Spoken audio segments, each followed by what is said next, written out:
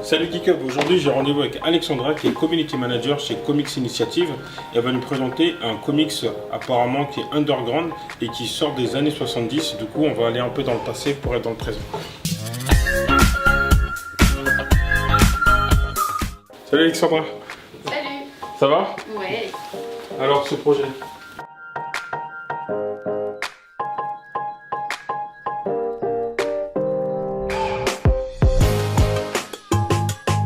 Nous sommes à Comics Corner avec Alexandra qui va nous présenter un projet magnifique qu'on a envie de défendre qui s'appelle Women's Comics.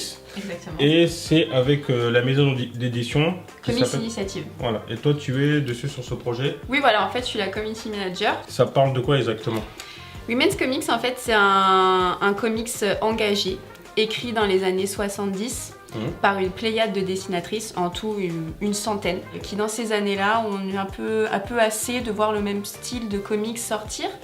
Et donc du coup à partir de 1972, il y a eu une revue qui est sortie, donc une revue qui a duré 20 ans. Avec différents styles dedans, ça parle de tout en fait, c'est politique, ça parle de menstruation, ça parle de drogue, ça parle de femmes lesbiennes. Si je me trompe pas, historiquement c'est à l'époque où il y avait le... Comment on appelle ça là, tu sais, le... Comic Code Authority. Voilà, c'est ça. Les comics étaient beaucoup entachés avec ce Comic Code Authority. L'Amérique était très puritaine. Exactement. À l'époque, bloquait tout ce qui n'était pas dans les valeurs... Il fallait pas de sexe, ni drogue, ni violence, ni sang. Donc c'était vraiment très très classique et le champ d'expression était très limité. Du coup, ça veut dire vraiment qu'à l'époque, ils avaient quand même un temps d'avance déjà sur le féministe. Exactement. Et ils étaient Exactement. avant-gardistes. En fait, c'est vraiment le féminisme à l'état pur. Quand je dis ça, c'est que c'est aujourd'hui un terme très polémique, où on a l'impression qu'on se perd.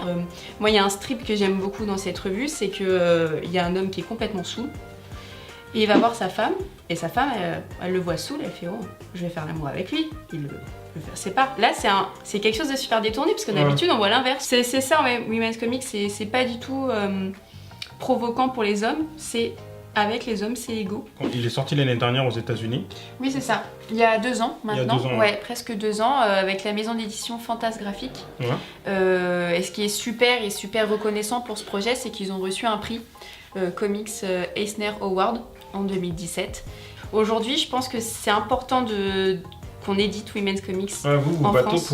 pour l'éditer en France. Exactement. Et que En le fait, public français le découvre. Exactement. En fait, on lance une campagne Ulule. Donc qui est lancé depuis début janvier et qui finit le 12 mars.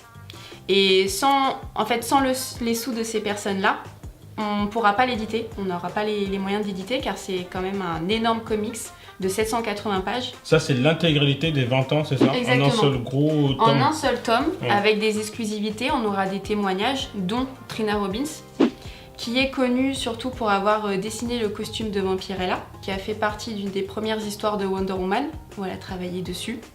Et elle a lancé ce projet avec quelques dessinatrices autour d'elle, Pat Moudian, Melinda Gerby, donc qui ont à un moment donné dit aux dessinatrices plus ou moins connues, stop, vous aussi vous pouvez avoir votre part de lumière. Car si aujourd'hui on a beaucoup de dessinatrices, que ce soit dans la BD franco-belge ou dans les comics, à cette époque-là, ça n'existait, c'était très rare. Si je veux aider pour participer à cette campagne, comment je fais? Tout simplement aller sur Ulule, voir le Ulule de Women's Comics et contribuer. Donc on peut contribuer sur la première somme indiquée pour avoir le comics, mais aussi juste contribuer, mettre 5 €, faire un peu une somme symbolique, ne pas avoir quelque chose en échange, mais en tout cas peut-être permettre que ce comics existe. Donc, je voudrais préciser aussi que c'est bien traduit en français. J'allais te poser la question parce que moi, mon niveau d'anglais est très oui, voilà, parce que Women's Comics c'était compliqué à dire. Oui, c'est traduit en français. Geek-Up, moi j'ai kiffé, le Geek-Up a kiffé, donc faut soutenir ce projet qui est soutenu par Comics Initiative. S'il y a 250 précommandes, il y a Laurent Lefebvre, que j'adore, qui fait un dessin de Wolverine avec un fer à repasser et il est un peu dénudé. Ou un peu beaucoup, ouais, mais ça va, c'est beau à regarder. Mais il faut pas oublier de préciser aussi qu'il faut qu'on atteigne absolument les 300 préventes pour que Women's Comics soit en France, sinon on n'arrivera pas à l'éditer. N'oubliez pas de nous suivre, de liker la page, de partager si vous avez aimé et voilà, que le plus grand nombre de personnes connaissent ce magnifique projet qui s'appelle Women's Comics.